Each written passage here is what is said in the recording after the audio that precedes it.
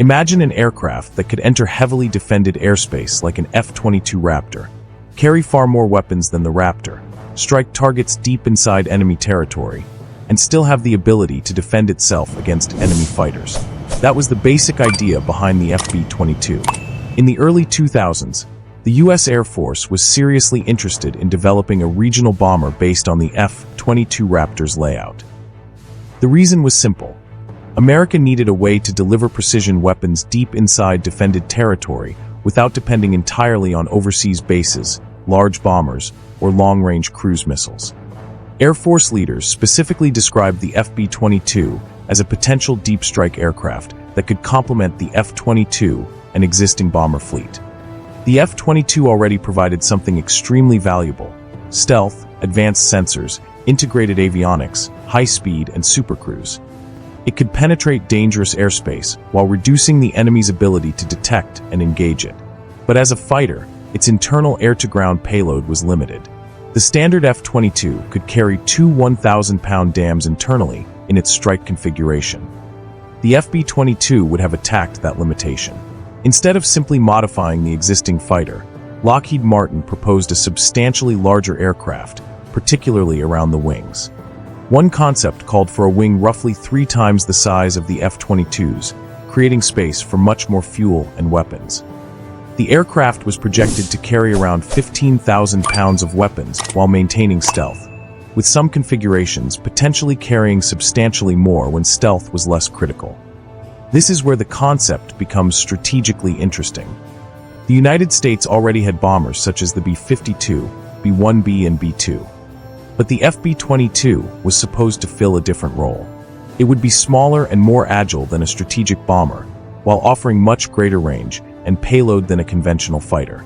And unlike a traditional bomber, the aircraft was specifically envisioned with the ability to defend itself. Air Force leadership highlighted this advantage. The idea was that a deep strike aircraft should not simply release its weapons and depend completely on other fighters for protection. It should be capable of penetrating, attacking, and leaving the area while having its own air-to-air capability. The proposed FB-22 was expected to retain at least 2 AGM-120 AMRAAMs and maneuver at up to 6 Gs. That combination could have created a very unusual combat aircraft. Imagine a conflict against an advanced air defense network.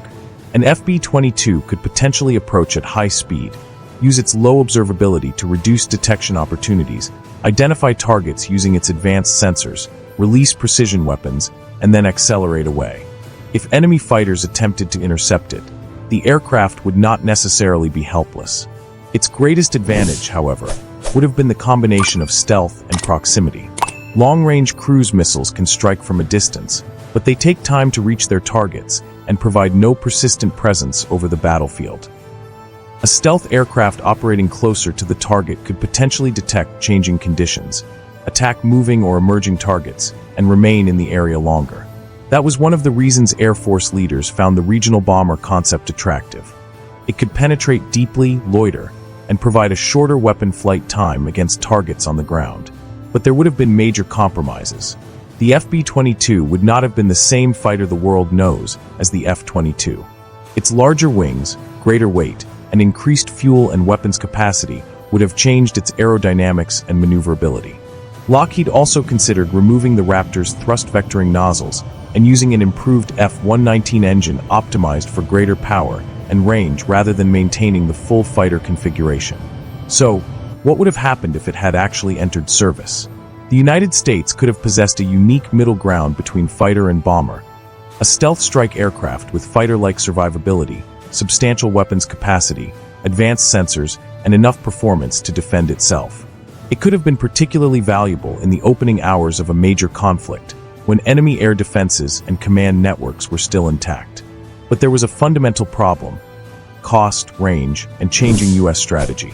The proposed FB-22 had an estimated combat radius of roughly 1,800 miles in one configuration, which was still below the Air Force's more ambitious long-range strike requirement. Achieving greater range would have required additional development and cost. Eventually, the Air Force moved away from the FB-22 concept and toward a dedicated next-generation long-range bomber approach. And that leaves us with an interesting question. Was the FB-22 a missed opportunity, or would it simply have been an expensive compromise? The answer depends on what the United States wanted most. If the priority was a relatively compact stealth aircraft capable of penetrating defended airspace while carrying a useful precision strike payload and defending itself, the FB-22 could have been extremely valuable. But if the priority was maximum range, payload and strategic reach, a purpose-built bomber made more sense. The FB-22 therefore remains fascinating not because it was a secret aircraft that was almost built, but because it represented an alternative vision of American air power, a machine that could blur the line between fighter and bomber. And perhaps the most interesting question is not whether the FB-22 could have replaced the F-22 or the B-2. It is whether America could have used both together, F-22s controlling the air, while stealthy FB-22s followed behind them carrying a much larger precision strike payload. That combination could have created one of the most dangerous conventional air power packages of its generation.